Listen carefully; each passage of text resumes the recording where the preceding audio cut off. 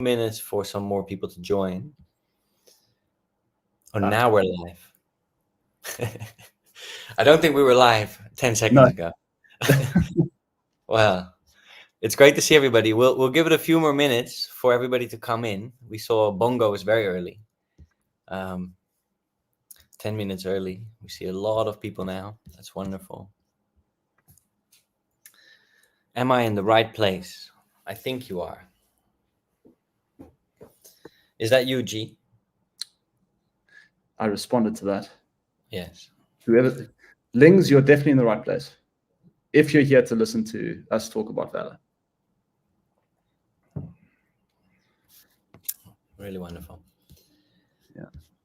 Oh, yes, I can see. Oh, now I see a little eye.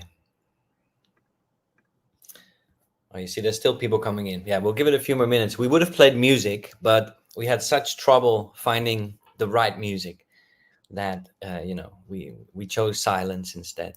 Yeah, difference of opinion, right? I wanted a rock tune and you wanted something relaxed. Yeah, more jazzy. The thing is, it's very late. So some of us, some of us are in Asian time and some of us are in South Africa. So, yeah, that's why we couldn't agree. Yeah. Oh, I see Petgrave. I see Petgrave. Petgrave, Sean Amos on Twitter. A very loyal user. Cannot believe it. Should have gone with both rock and jazz. Oof, that would have been cool. Yeah, next time. Yeah. Well, it depends where in Asia, but it's at 2 a.m.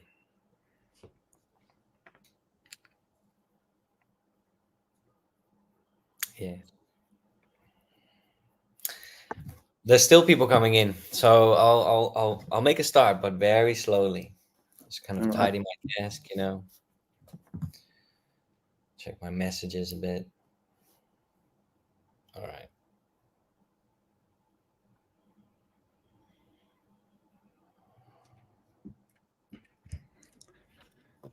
Let's go. Yes. Yes, please. Cool. The Solana network is back up, so feels just fitting that we should get started. All right. I think it's good. We waited 3 minutes. There's still a few people pouring in, but I think that's fine. I think also in about maybe 2 or 3 minutes, actually, we can send out a message to the back end, by the way, over there, to send out a message for anybody to follow it on YouTube as well. Because, of course, this one is for anybody who signed up for this webinar. And, by signing up, of course, at the end, we'll have some room for questions and feedback and interaction. And also, everybody here is eligible for the Bitcoin airdrop. If you enable your futures account and make a trade in these coming 2 days, I think. So, yeah, we'll get started. Welcome, everybody. It's really great to see everybody here.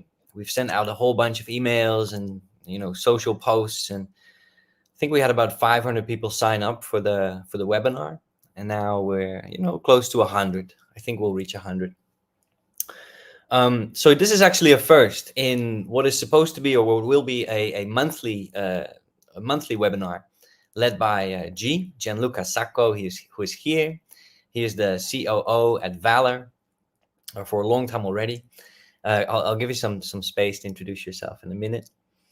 I think, the reason why we set up the webinar is really part of driving some healthy attention for our futures product. And nobody other than G can elaborate on that. So the first part of this webinar will be dedicated to G, kind of giving the backdrop to our futures product and, the thinking behind it, the reasoning behind it. He has a very close view on the design decisions and stuff like that. So that's exciting. Then we'll take a little bit more time. Yes, we'll talk about all these things. Then we'll take a little bit more time where G can kind of go into so he'll share screen and go into the exchange and explain some of the functions. Depends a little bit on the level we have here, but we'll see it also based on the feedback. And I'll pull the head of growth at VALR in as well at that point, which is Blake. Welcome, Theo. And And then we'll end with an AMA kind of session where, you know, we can come in and ask questions and provide feedback and get to the depth of it. So, and maybe G will also be able to explain a little bit of the roadmap ahead for VALR futures. Before we actually get started, and I'll open up the floor to you, G, I do want to point out that in tomorrow we're launching a futures competition. It's actually a spot and trading futures competition. So even those that are only trading spot, you know, can participate. And the prize pool is 25,000 USDC. And you know, this is only just getting started. We are going to increase this prize pool over time and make this a very regular thing. But right now we're multiplying whatever volume you achieve on futures. So if you participate in the futures competition, it's volume based, and you trade futures, that is extra lucrative. And increases your chances of winning. So the link to that, I will share it, as G is now welcome to introduce himself, and then I'll step away for G to explain the whys behind the futures product. Great. Thank you, Ben. No problem. Welcome, everybody. Really glad to see a strong attendance for this this webinar. Looks like we've got quite a mix of audience. I see some familiar faces. I see some new faces that I don't recognize from previous sessions we've held. So maybe just very briefly, I'd love to give an intro to what VALR is, actually, just for those who may not yet be customers of our exchange. VALR is a cryptocurrency exchange. We offer trading across spot markets, spot margin, as well as now futures trading. We've built our exchange on a few key principles. Firstly, we want to build a world-class crypto exchange product. And secondly, and no less importantly, we've really focused our attention on being an exchange that provides like best-in-class service to our customer base. So we've achieved some level of success in a couple of markets with those principles in mind. And I'm really excited to share a little bit of the detail about our more recent products, specifically futures trading, with all of you. We've kind of built a product that we would like to use, right?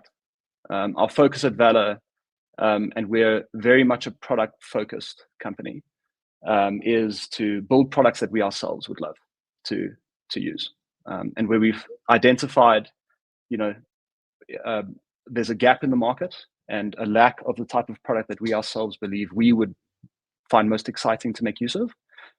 We've been really excited to kind of enter and build a product that we hope will be useful not just to us, but also to the customer base that we serve.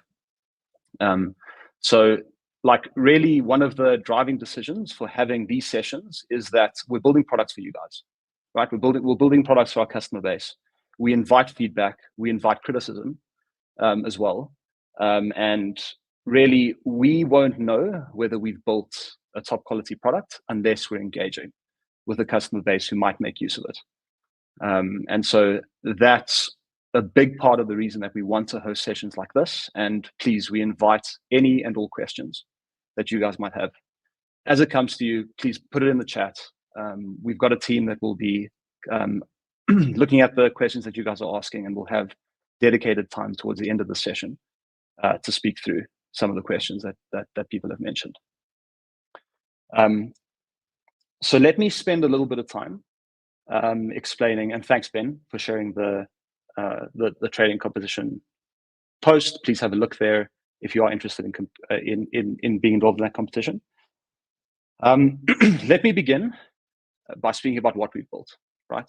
And I want to give you guys a little bit of a behind the scenes, under the curtain kind of view of what we've been trying to achieve with the products that we're building.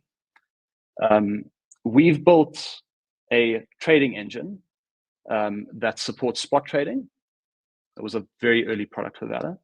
We built upon that to offer leverage through spot margin trading, which allows people to borrow funds to trade on our spot pairs. And most recently, we've added futures trading to our set of trading pairs on the VALR exchange. We've built all of this to work in a single account.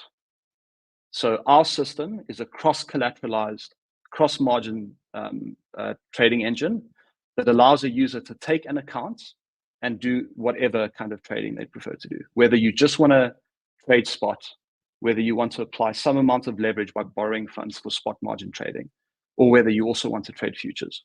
All of that is possible from a single account. We've built the system to support trading in many different sub-accounts. So while you can take any type of trading that you'd prefer to do on VALR and express an opinion about the markets, either to believe the price is going up or going down, you can apply specific strategies in an isolated manner by splitting your funds into different sub-accounts and only trading perhaps a little bit of your funds on futures trading if you prefer to limit the amount of capital that you've got at risk while you're trading futures. And the number of sub-accounts that you can create on VALR is basically like infinite. You can create a very significant number of sub-accounts to trade whatever you like. The final thing I'll mention regarding kind of the way that we've been thinking about building these products is that we want to build crypto products that are best in class, but that provide a simple interface for our customers to understand. We want people to be able to trade the way they want to trade on VALR and understand pretty quickly and intuitively what they are doing. And I'll be highlighting some of that as I take you through a demo of our futures trading product. So let me speak a little bit about why we've decided to build futures specifically, right? Futures trading is a little bit different to spot and provides a few key benefits that we thought were really compelling and led us down the road of wanting to build a futures product for the VALR exchange. First and foremost, if you just go by the numbers, futures trading is the largest part of crypto trading. It accounts for more than 70% of global trading on crypto exchanges. Secondly, trading futures allows you great degrees of flexibility in expressing an opinion about whether you believe that the price of assets is too high or too low, right? Trading futures, you can buy and go long a futures pair. You can also short a particular asset. And it's pretty easy to gain exposure to a wide range of assets when you're trading futures in the crypto space. Trading futures is also much more capital efficient than trading on spot. For a futures trade, if you want to buy one Bitcoin, for example, you don't need to have all of the funds to buy a single Bitcoin in your account. You're able to use a limited amount of capital and gain leverage in order to trade the quantity of a particular asset that you want to trade, right? What that means is that you can limit your counterparty exposure to an exchange like VALR while gaining the exposure to the asset that you want to trade, right? So it's more capital efficient and helpful to allow users to limit the amount of funds that they keep on platform. Futures markets are a lot easier to spin up than spot markets. So the third thing is that launching futures allows us much greater flexibility in listing the assets that people want to trade. When you list a futures pair, you don't need to have wallet infrastructure for that asset. You list that pair and any trading profits or losses are paid in a particular currency. Let's take, for example, USDT, which is the currency in which some of our futures pairs are settled. And we just need to have a USDT wallet, excuse me, right? So you can trade like any asset that we list on the futures market using a specific currency as collateral for your trades. That means that in the coming months, VALR is going to be in a position to start listing many more trading pairs and allowing customers to get exposure to many more assets that they might want to trade.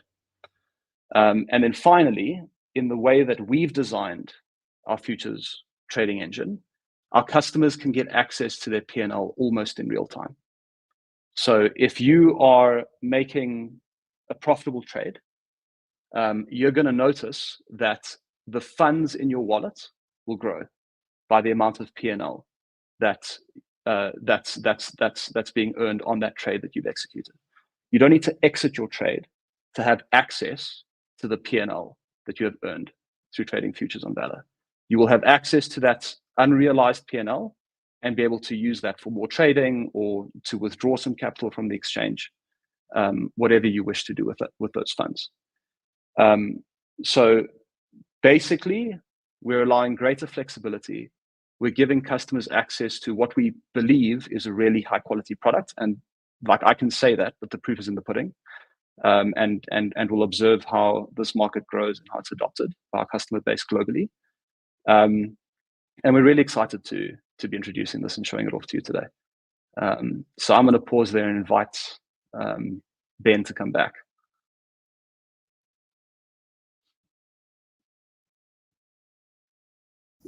You hear me now? Yeah. Yeah. Showed up a bit too early there. That was really great. Thank you, G. I think, I already see a lot of questions coming in. So, we'll move to the next part, which is basically, with the screen share, you can show a little bit the exchange and some of the features around our futures product. And at the same time, I'll call in our head of growth, who leads business development, Blake Player, who joins that conversation a little bit. I think you're there. Hey, everyone. Wonderful. How are you? All good. You're in the light office. Now, let's see how we do this. I think I'm going to pull myself out, and then you two can be on the left, and then we'll have a screen share on the right.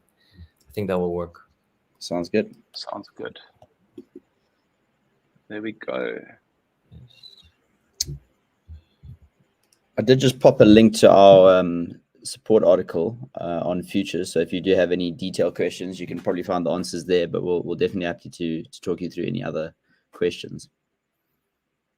Yeah, welcome, Blakey. Never someone to be left out of a conversation like this.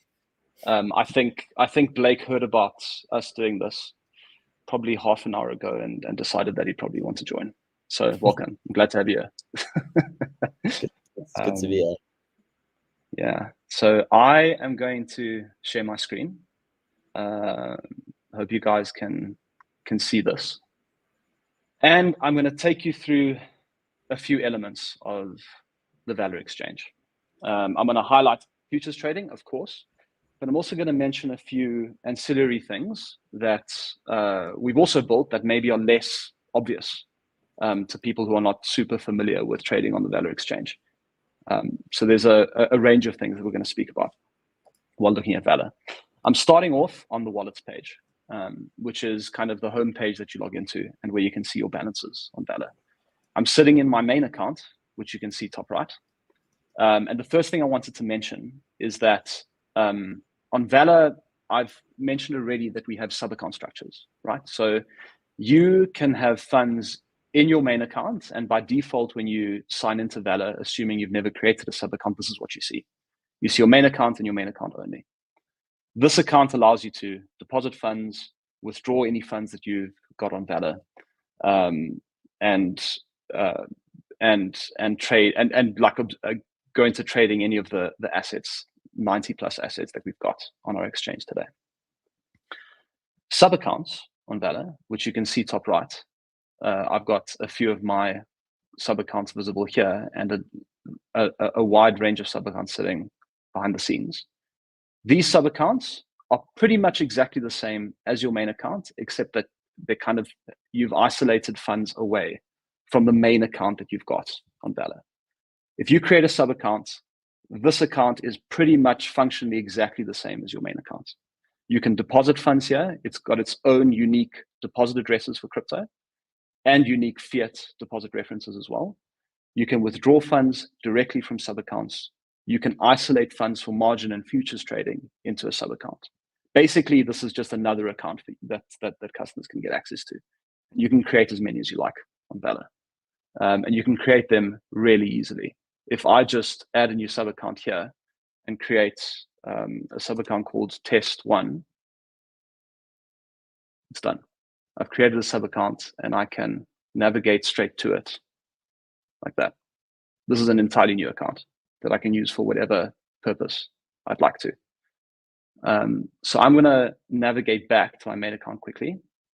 And what I'm going to do is move over to our futures pairs, right? So under Pro Trading, we've got a tab for futures, and I'm going to navigate to the first pair, BTC USDT perpetual, right? I'm sitting in my main account currently, and importantly, we require that customers create sub-accounts to trade with leverage. It's a design decision that we've made that we think is useful because it helps customers avoid taking leverage without like realizing that they're doing so in the account that might have all of their funds. You've got to make an explicit decision to move over to a sub-account like I've just done in order to trade futures. And you're going to notice when I navigate to my futures sub-account, I now have access to the buy-sell form. I'm just going to reset the layout of our exchange for a moment so that I can start from what every customer will see. And then what I'm going to do is I'm going to transfer funds from my main account into my futures account in USDT. I'm going to take 100 USDT and move it over. I now have USDT balance in this futures sub-account, right? From here, I now have the ability to trade up to 5x leverage on this futures pair, which means that I can buy or sell $500 worth or USDT worth of this particular pair, right? So I am going to go ahead and do that now. Before I actually start trading, I'm going to move this view to what I prefer to use typically by moving the order book to the left like that, expanding the graph a little bit, and moving my positions tab to just before my balances. So my balances in the second tab and positions first. You can move whatever you like on the VALR exchange to suit your preference. I'm going to use a limit order to buy some BTC, and I'm just going to put in a total of 200. So I'm going to buy $200 worth of this contract, which I've now done, right? You're going to notice a new line that shows the position that I have on this pair. I'm just going to zoom in a little bit if it's too small for people. And if I navigate to the positions tab, you are going to see that I have a long position because I bought for a small quantity of BTC that is worth about $200. And you can see the price at which I entered this trade, the current market price of this contract, an estimated price at which you might get liquidated, and the P&L for this specific position, along with the percentage that calculates the return that you're earning or that you have earned so far on this particular trade. It's a little bit negative because the mark price is slightly below the price at which I entered this trade. What I'm going to do is I'm going to illustrate something that's super important when trading with leverage. And that's how we have designed the tracking of an account's health or the amount of leverage that an account has. So this is something that's not standard in the crypto industry for anyone on this call who's traded futures previously. You'll notice that many different exchanges have many different ways of tracking the total leverage that an account has. We've opted for taking what we believe is the simplest way to understand the leverage in your account, and that's margin fraction, right? So you're going to notice a heading that says leverage, and underneath that, we're tracking a few metrics. Margin fraction is a measure of the health of your account. 49% margin fraction means that I am effectively 2x leveraged on my account, which you can also see here as another kind of item that we've got in this particular section. So you can see real time, and this is updated basically real time, what your leverage is on this account, what your margin fraction is, and how far away you are from liquidation. This account's margin fraction is roughly 50%, and this account would be at risk of liquidation if that margin fraction dropped to 10%. That's what maintenance margin is showing us. And that is directly related to the liquidation price that you can see estimated here. We found this to be like the simplest way to understand leverage. Basically, you can look at an account and you can understand really quickly how much leverage this account has by looking at this section of the exchange screen. We measure leverage on an account basis. So in this particular sub-account, I've mentioned that our system is cross-margin and cross-collateralized. That means that this entire account's balances are contribute to a collateral that can be used for trading with leverage, whether on spot margin or on futures. So something that you need to keep in mind is that we do not currently offer isolated margin positions, but you can effectively have an isolated position by just moving some funds into a different sub-account where only those funds are used for leverage trading, and only those funds are at risk of liquidation if that should happen.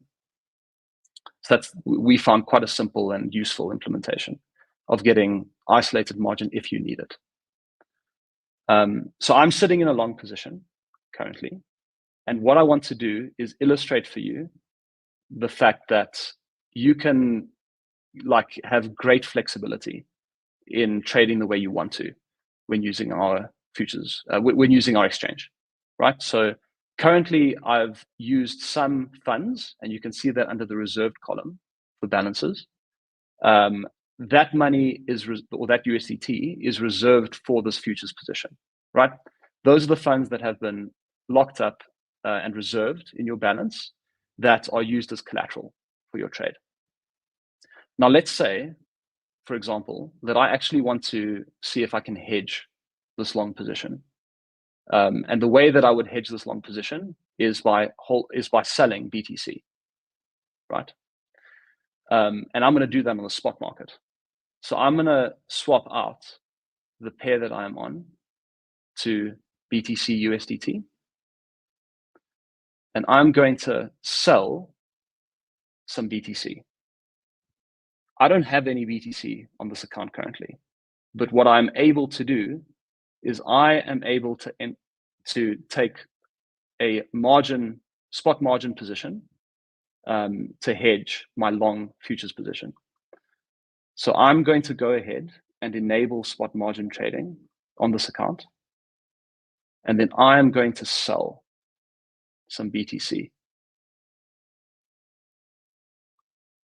So my position is currently 0.0046 Bitcoin. And what I'm going to do is I'm going to sell some BTC using a margin order. You have to tick this button to trade with margin. I'm going to hit sell, and that trade is going to execute. Nothing has changed on my position. I'm not trading futures right now. I'm trading the spot BTC USDT pair. And if I go to my balances, you're going to notice that something has changed, right?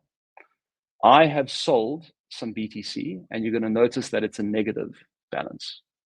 That's debt. That's an amount that I've borrowed. I have received more USDT balance in my account. And I've received that additional USDT because I've sold Bitcoin for USDT in this particular case. You're going to notice that my reserve balance has gone up and that my available balance has decreased slightly. And then finally, I'm going to have a look at my leverage, and you're going to notice that I am now effectively 4x leveraged, or I've got a margin fraction of roughly 25%. So I'm now sitting with a long futures position and a short spot position that hedges my futures position at the moment. And basically the P&L between these two positions kind of net off, and you're roughly now hedged on any profit you earn on the futures position. You'll lose some value on the spot pair, and vice versa. I'm going to show you one more thing here, which is how easy it is to close positions. So firstly, I'm going to go to the futures pair, I'm going to look at my positions, and I'm going to hit the close by market button. When I do that, this trading form pre-fills, and I can hit the sell order, and that closes my position. You'll notice that it's gone.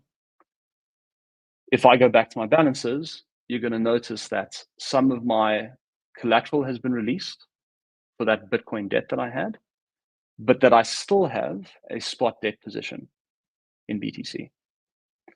So what I'm going to do to repay this debt is I'm going to hit the repay button. It's going to help me navigate to the correct pair.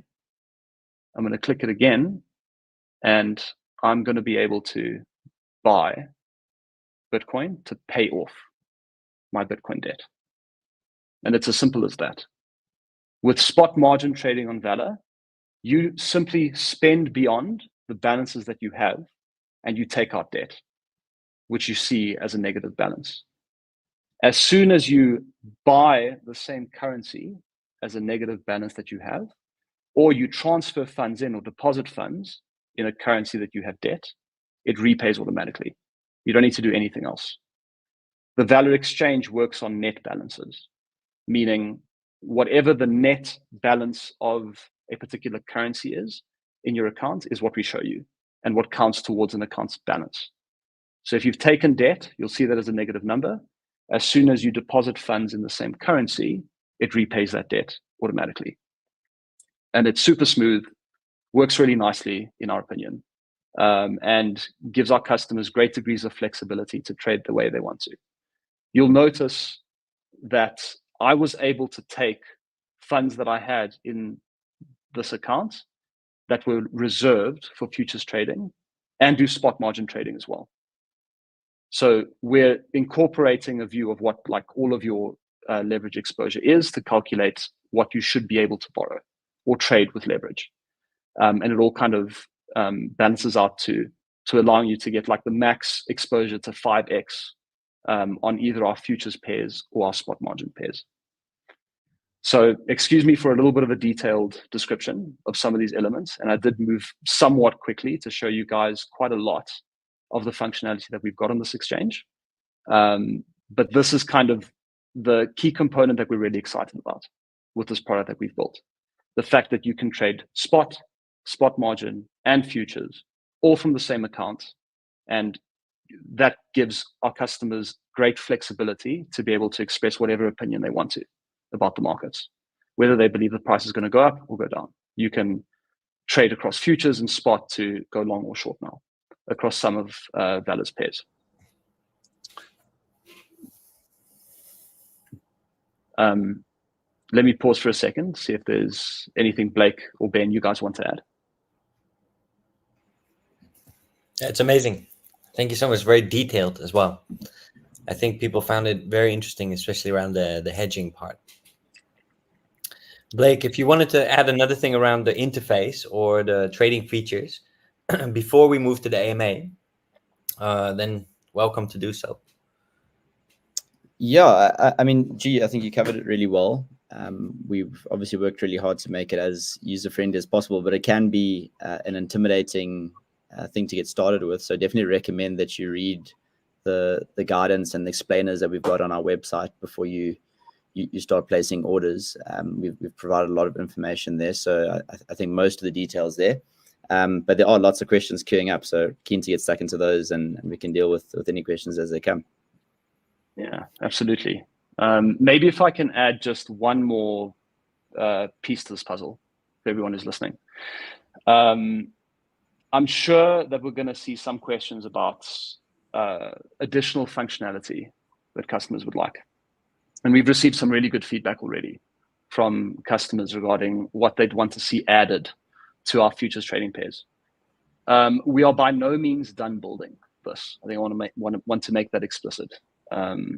This is kind of the start of this journey of expanding VALR's offering into more spot and futures pairs.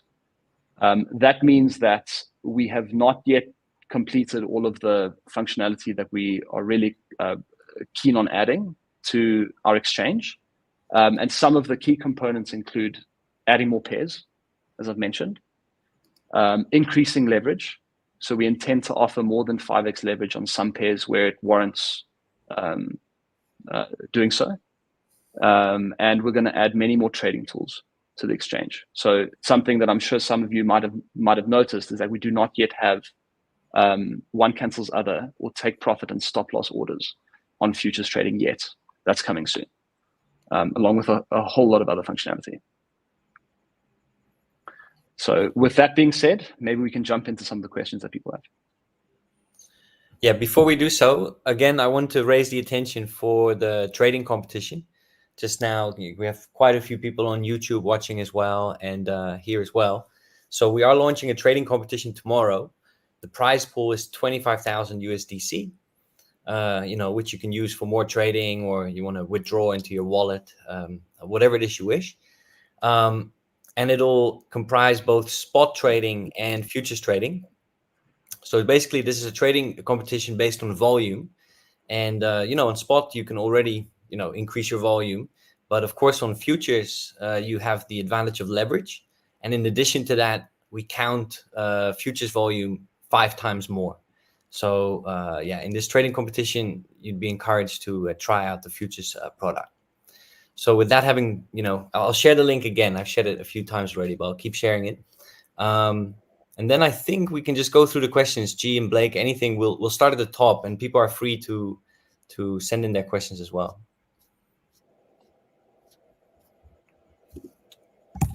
Are you going to put them up? Good. Let's do that. So I'm going to start with this one.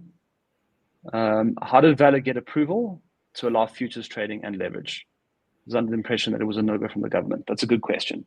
VALR has got the requisite licensing to offer our futures product in South Africa. So we've walked a long path with our legal team and with the regulators to ensure that the products we offer are allowed in the markets that we operate in. So there's no need for to be concerned about whether VALR's got the licensing. We actually do have the licensing necessary to offer these products.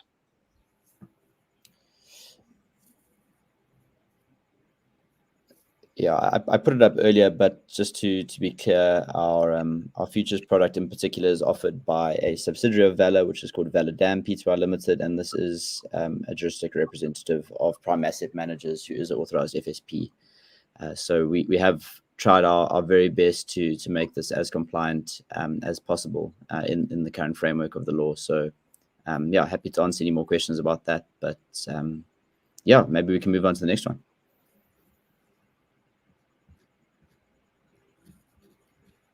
All right. I'd like to know how if margin trading or futures trading on VALR can be done without borrowing, without using interest. So margin trading, like by its nature, includes borrowing funds. And if you are borrowing funds on the VALR exchange, there is a period within which you don't pay interest, but it's a very short amount of time. So the way that works is that if you're borrowing funds on VALR, interest is charged on an hourly basis, and that happens at the top of every hour. So if you're margin trading on very short timeframes within the space of a clock hour, and you're borrowing funds and then you cease to borrow funds or you repay within the same hour, you won't be charged any interest when you're doing that. If you're going to hold debt for more than that short amount of time, then every hour you are charged interest on the amounts that you borrow. On futures trading, the type of futures contract that we offer is called a perpetual futures contract. Perps accrue funding rates, and interest is paid between positions every hour as well. You'll actually notice on the futures trading screen on the exchange at the top of the screen that we've got the funding rate visible and a timer, a countdown to the next period of funding. It doesn't mean that every person on a futures or who holds a futures position pays funding. It's either a case that the long positions pay funding to the short positions. That's where funding rates are positive. or that short positions pay funding to long positions when the funding rate is negative. And the whole purpose of the funding rate is to ensure that the futures market stays fairly close in line with the underlying spot market. A perpetual futures pair is meant to trade very close to the underlying spot pair. So in situations where the futures pair is the price is too high relative to the spot market, you'll find that long positions pay short positions every hour. And when the futures pair is trading below the spot pair, you'll notice that short positions end up paying funding to long positions. So Elisa, it doesn't you might pay funding depending on which side of the trade you are on and what the funding rate currently is, and that happens again at the top of every hour. So to jump in, maybe just on the futures side, I think I know why you're asking this question, Elisa. But in general, a funding rate, I wouldn't call it necessarily an interest rate. It's more of a penalty or a reward for being on one or other side of the transaction that is contributing to bringing the price back in line with the spot market or moving it further away. You can trade futures and pay that funding rate out of a spot balance, importantly. So if you happen to be incurring a negative funding rate, if you hold a positive spot balance in USDT, for example, or ZAR, which are the two quote currencies we currently have futures in, you won't be borrowing any funds to pay that funding rate. You would actually just be paying that out of a spot balance. And in that case, you wouldn't be incurring interest. It would only really be in the scenario where you do not have any available collateral to pay that funding rate, in which case we will automatically borrow that from the spot margin book. But that is not necessarily the case if you hold balances in that quote currency.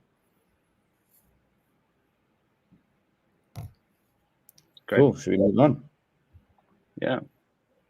Can you explain the fee structure? Sure. So our futures pairs have the same sort of fee structure that all of our exchange traded pairs have, which is a taker and maker fee model. If you are doing market orders or trading into the other side of a futures pair, you're paying 0.05% of the value of that trade in fees. If you are sitting in the order book and getting hit from other traders who are taking liquidity out of the book or trading into your order, then you earn 0.01% of the value of your trade as a reward, as a maker fee rebate. So our takers pay 5 basis points or 0.05%, and our makers get paid 1 basis point or 0.01%. Something I'd like to actually also mention is that we have like industry leading low fees on spot trading pairs that are crypto to crypto pairs. For example, on all of the pairs that are quote currency USDT, which is Bitcoin, Ethereum, XRP, and we've just added PYUSD, USDT trading pair, the taker fee is 0.03%, and the maker reward is also 0.01% there. So kind of low fees by global standards on crypto to crypto pairs, and that's all of our USDT pairs and all of our USDC pairs as well.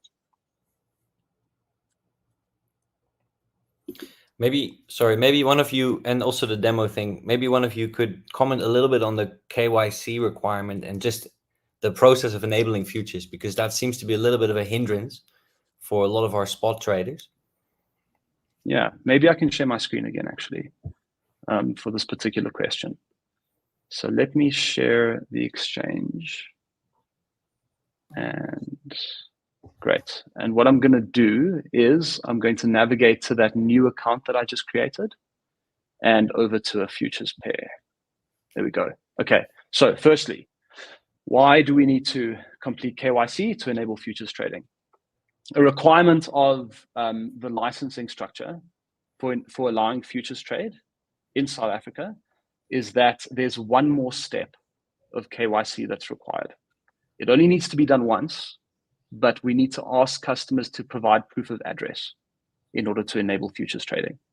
That's a regulatory requirement. So the first time that you enable futures trading on a sub account, you will see a screen that asks you to complete proof of address verification, which should take a minute to complete. After you have successfully completed proof of address verification, you can enable futures trade on any sub account freely, right? So I'm going to show you that now. I'm on this new account that I just created, and you'll notice top right, there's a button to enable futures. So I'm going to click that. It brings up a disclaimer that we show for futures trading. You have to tick to agree, and then you can click to enable futures, and that is it. Futures trading is now enabled on this particular sub account, and that button has gone away. Similarly, if I just go to a spot market that supports margin trading, you'll notice a similar thing, enable margin trading. If I click that, again, a disclaimer comes up that you can accept, and you can click to enable margin trading, and that is also done. This account can now do both spot margin and futures trading.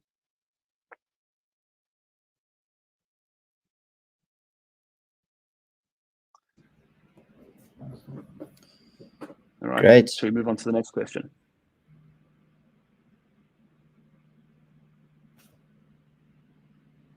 How often is funding updated within the hour? Does this consider only the hourly period or over a higher time period?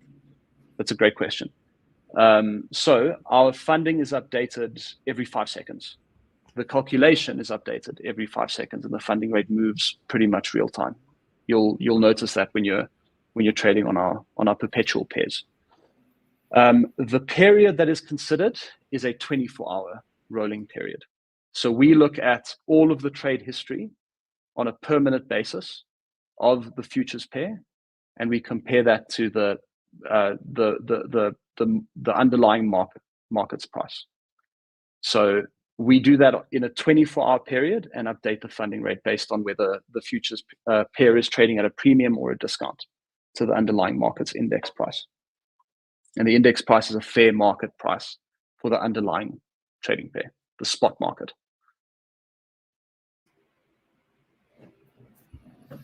And importantly, that index is not just VALR's order books. That also is made up of a lot of other venues that we use to ensure that any temporary variations on the VALR prices don't necessarily result in unfair liquidations, or and only valid market movements across the board ultimately move both the funding rate and mark price.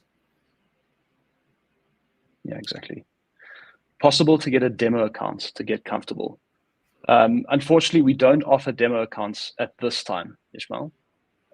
However, you can trade on these pairs with as little as 10 Rand, right? So what I would suggest, if you're still wanting to get comfortable with these products, is create a sub account, put a tiny amount of money in there, and play around with these products, and you'll get a sense of the trading experience. We definitely are considering adding a demo account mode on VALR. So that's something that we will consider in the future.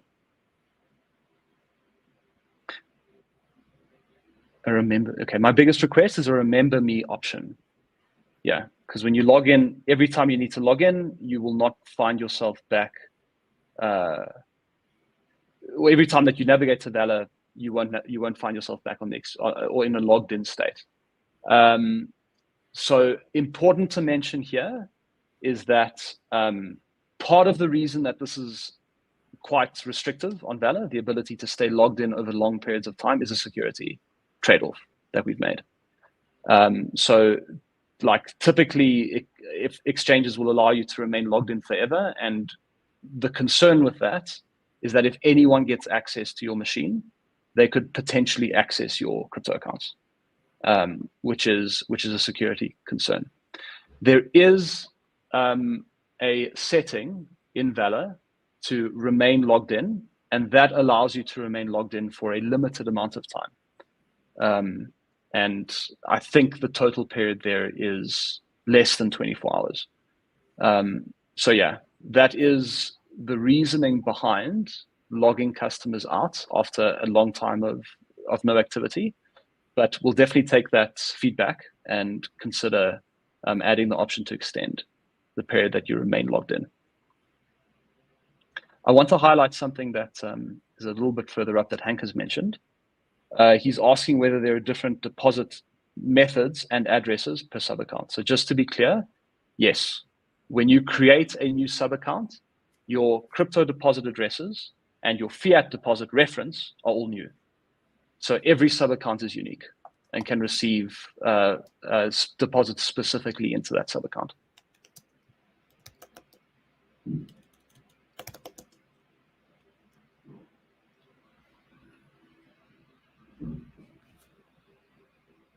Okay, we've jumped through a few now. So what aspects of margin or futures trading on VALR do you believe is better than the other offerings? The most important thing that we believe is a differentiator is how simple and smooth this user experience is, right?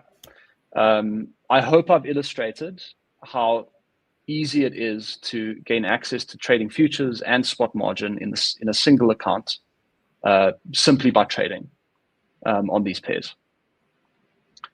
There's a lot of complexity behind the scenes that we're kind of trying to present to users in a super simplified manner. We've simplified all of the calculations of leverage and how much leverage an account has to a single number, right? You only need to look at margin fraction to understand whether your account is healthy or close to liquidation. And we believe that user experience is something that will hopefully be well received by the market. And many more additions to come to the feature set and the number of pairs that people can trade. Can US residents register on VALR? Unfortunately, not at this time. We don't support US customers. But maybe just I think there's a follow-up question from Keith there around global pay-in methods. So we do actually support several global pay-in methods, including US dollar deposits via SWIFT, and more coming soon in the very near future. So that is something that you can do. We allow for USDC transfer via wire. So we work closely with Circle to provide that. And you can find that under your wallets menu on the USDC page. You'll be able to see an ability to deposit USD, and that is credited in USDC. So we provide that option, and many more to come, hopefully in the next few months.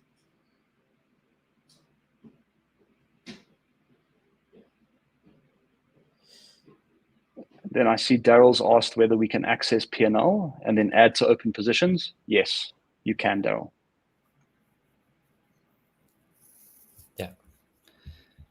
So maybe a few more minutes, and then we'll take the last few minutes for the trading competition. Maybe we can even share the screen on the prize pool and just kind of the details. Any questions we can address now. Maybe one thing just to add on my side, and what I like about our futures and margin program specifically is it works amazingly well within our sub-account structure. What I find really, really intuitive about the VALR platform is, first of all, the ease to create sub-accounts, which I find a lot better than most other platforms, and how you can selectively isolate certain trades or strategies or positions from both a margin and a futures perspective. For instance, there's some trades that I might want to have a very low leverage on, and I might want to put that into a separate sub-account so that it has a certain liquidation risk, while I might want to take higher risk on certain other strategies, and it's super easy to do that using the sub-accounts. We really, really like that. We have a lot of great feedback on that. What's also quite helpful for it and has been used quite extensively is that each sub-account also stands independently from an API perspective. So you can control a sub-account with different API keys and run completely different bots or strategies on sub-accounts without necessarily worrying about how they impact the others. So that's been really great. I personally think that the product has only just started and it's already very competitive, and certainly there's a lot of work to do, and we're all ready to do that this year. But yeah, really enjoying using it myself. Yeah, it's by no means perfect yet. That's for sure. So there's a lot of work ahead of us to refine this product and build up liquidity, and that is a top priority for us in the coming year. So again, we always welcome feedback. We've had lots of great feedback here today, and we thank you for all your questions and some specific feedback. We've seen all of it, and we'll definitely be taking that back to consider what we're focusing our attention on to improve this product. Do we want to take Dale's the last? got a question. Yes. Yeah, maybe a the tough last one. Yeah, this is a great question. So greed is always a factor for failure, and you can look at FTX as an example. How will VALR guard against these risks? It's a really good question. So one of the key elements of guarding against risk when there is leverage, and to be clear, there is risk. There's systemic risk when exchanges offer leverage trading.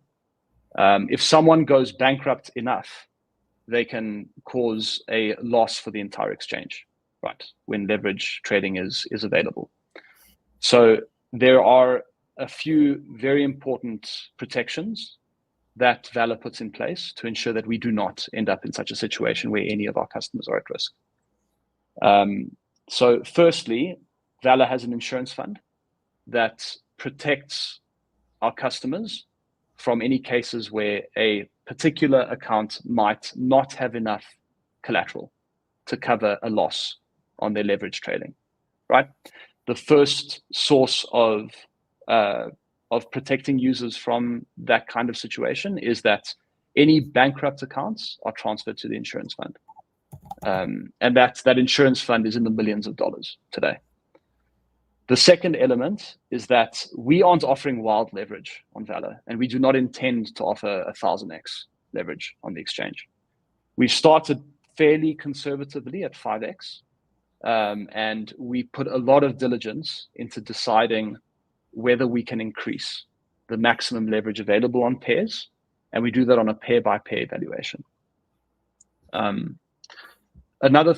third thing that's really important to mention is that there are position and debt limits on VALR, and these are clearly laid out in our documentation on our help site.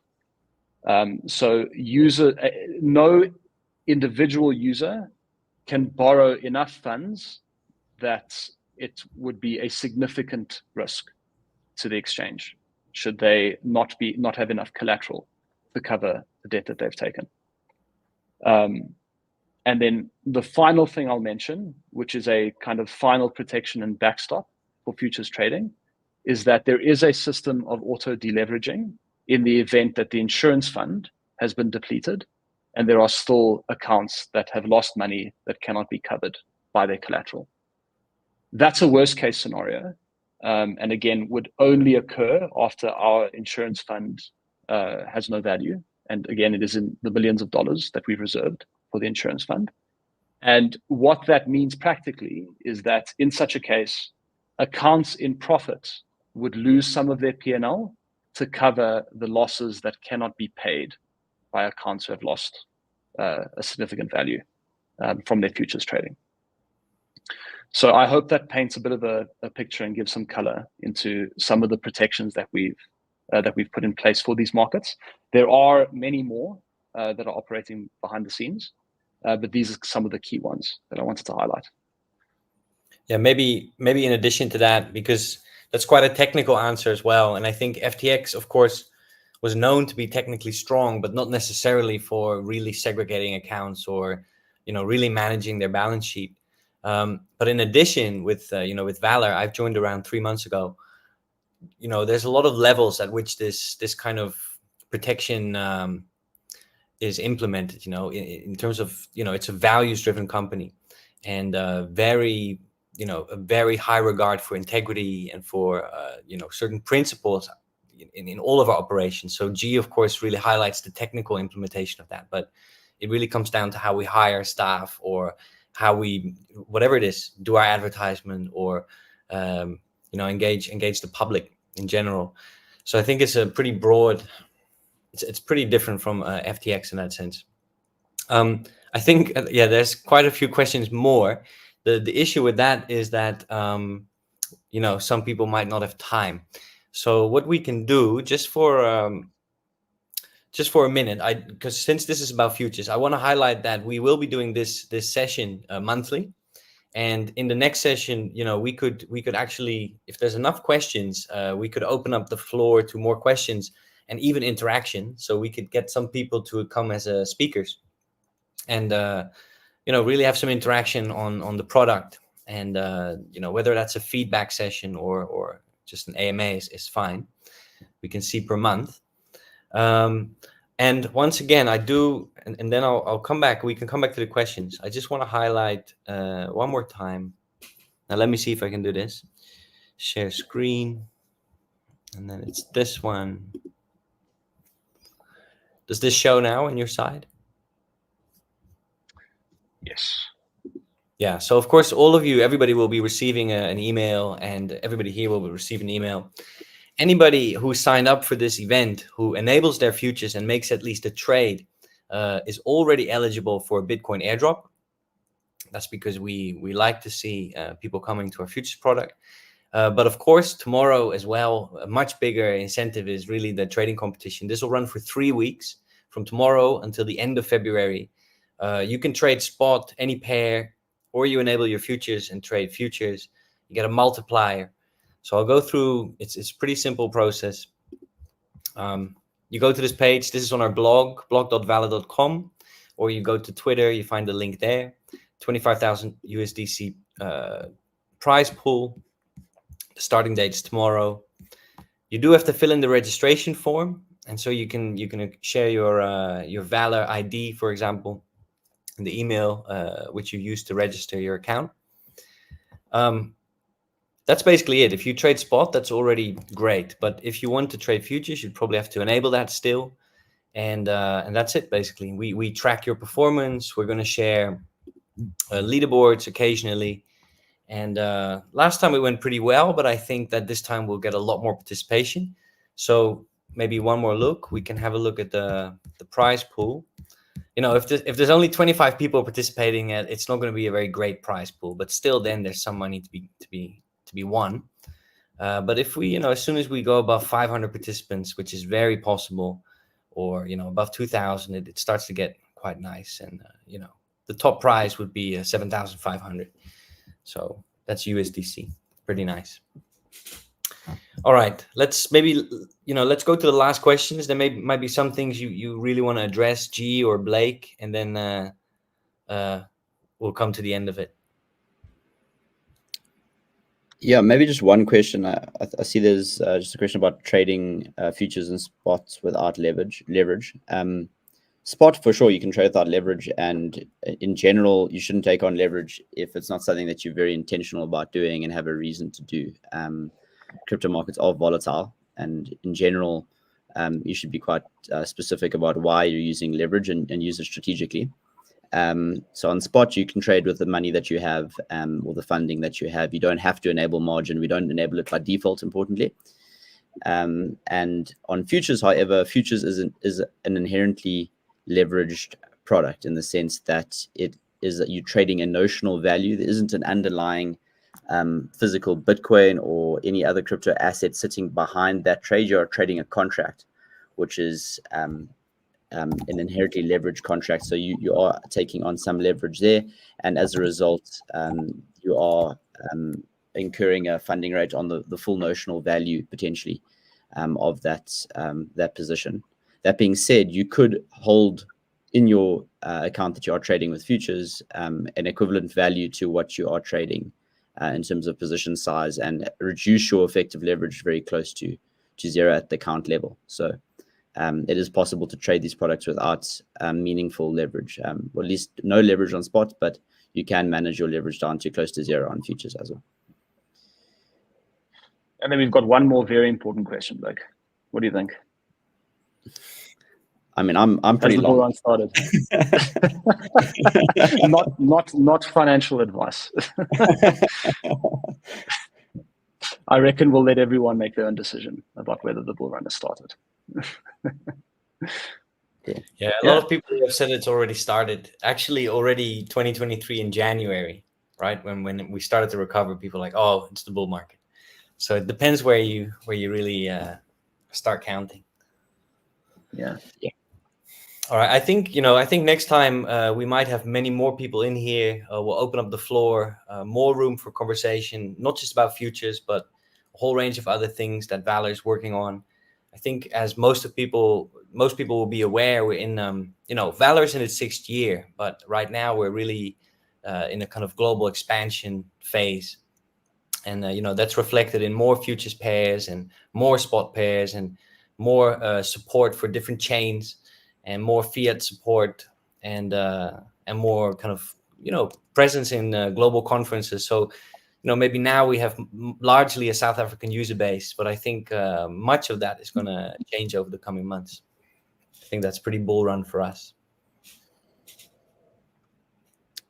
Yeah, in general, the exchange is super busy at the moment. So we're seeing large upswings in volume, total transactions. So there's definitely a lot of activity happening at the moment. What's going to happen to the price, I think, is anyone's guess, but definitely feeling excited about the activity that's happening in the space. Yeah, absolutely. Wonderful. A big thank you to everyone who joined. Yeah. We'll see you on the order books. Wonderful.